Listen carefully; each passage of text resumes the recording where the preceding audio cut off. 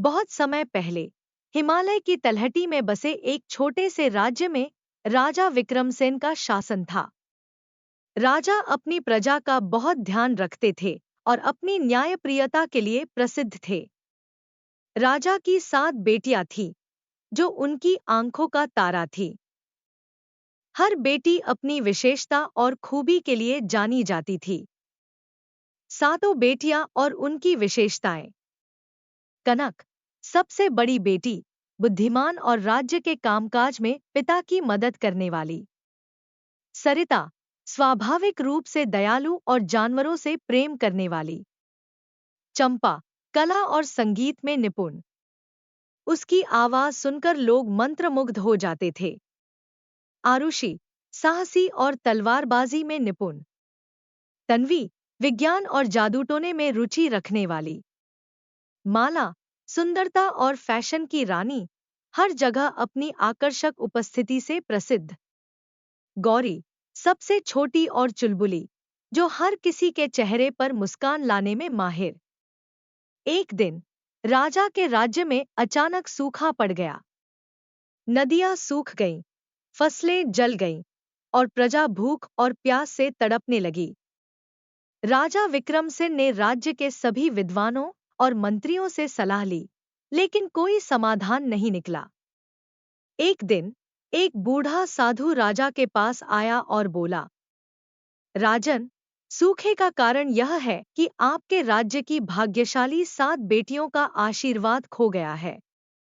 यदि आपकी बेटियां 7 अलग-अलग दिशाओं में जाकर एक विशेष तत्व खोज कर लाएं, तो राज्य फिर से समृद्ध हो जाएगा। सातों का साहसिक सफर। राजा अपनी बेटियों को भेजने से पहले झिझके, लेकिन उनकी बेटियों ने वादा किया कि वे अपने राज्य को बचाने के लिए कुछ भी करेंगी। कनक का सफर, उत्तर दिशा। कनक उत्तर दिशा में बर्फीले पहाड़ों की ओर गई।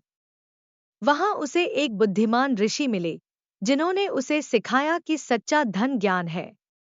कनक एक दिव्य किताब लेकर लौटी, जिसमें राज्य की समृद्धि के लिए आवश्यक ज्ञान था। सरिता का सफर, दक्षिण दिशा। सरिता दक्षिण की ओर चली और एक सूखी नदी के पास पहुंची। उसने अपनी करुणा से एक घायल मछली को बचाया। मछली ने उसे एक जादुई पानी का कलश दिया, जो कभी खाली नहीं होता। चंपा का सफर, पूर्व दिशा। चंपा ने पूर्व दिशा की यात्रा की, जहां उसे संगीत के देवता मिले। उन्होंने उसे एक जादुई वीणा दी, जिसकी धुन सुनते ही बारिश होने लगी। आरुषि का सफर, पश्चिम दिशा। आरुषि पश्चिम की ओर गई और एक राक्षस से लड़ी, जिसने राज्य की खुशहाली चुरा रखी थी।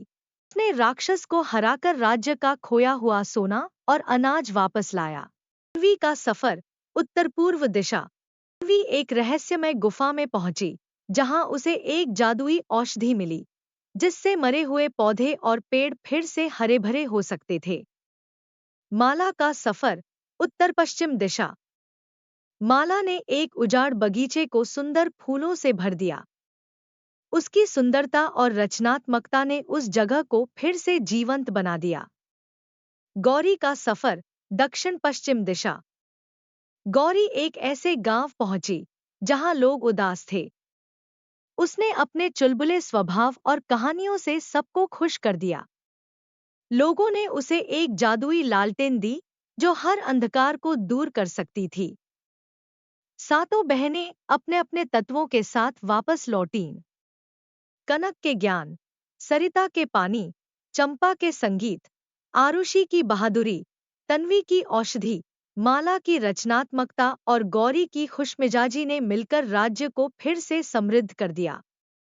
प्रजा ने खुशी खुशी जीवन जीना शुरू कर दिया और राजा को अपनी बेटियों पर गर्व हुआ। बूढ़े साधु ने आकर कहा, राजन, आपकी बेटियों ने साबित कर दिया कि सच्ची ताकत और समृद्धि एकता, हिम्मत और दया में है।